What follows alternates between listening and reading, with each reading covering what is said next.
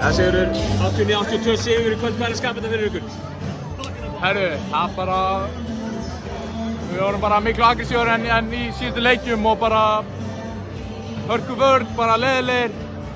Og já, það var ekki flott með það. Rosa karakter sem þetta Keflavíkurlið er að sýna í fjarveru Reyni Martin. Geturðu leitt með eitthvað í gegnum svona hugarástand sem þið þurftu að fara í gegnum til þess að svona koma ykkur í gang?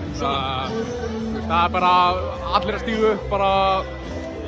Það er eiginlega einu sem hægt að gera, þú veist, hann var skorarinn okkar, en núna erum við að fá framlag frá öllum, sérstaklega þessu leik. Ég hef búinn að stígu upp, ég á ekki að vera að skora ykkur 4 stíg í leik hérna í undanúrslitum, þannig að, já. Rosalega mikið talað í þessum leik af svona trash talk einhvern veginn. Geturðu, þú veist, hvernig er að vera í svona leikjum með vélbyssu kjöptum eins og er í báðum liðum? Já, þetta er bara álur, þetta er svona, mér finnst það gaman sko, þú veist.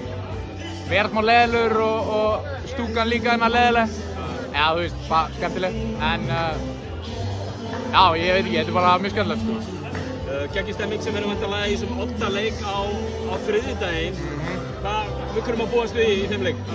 Ég ætla bara, við megum búast við því sama, bara hörkuleik og hörkubaráttu og trash talk og leiðindi og já. Næstu ekki Sigurður og gangi ykkur vel. Takk.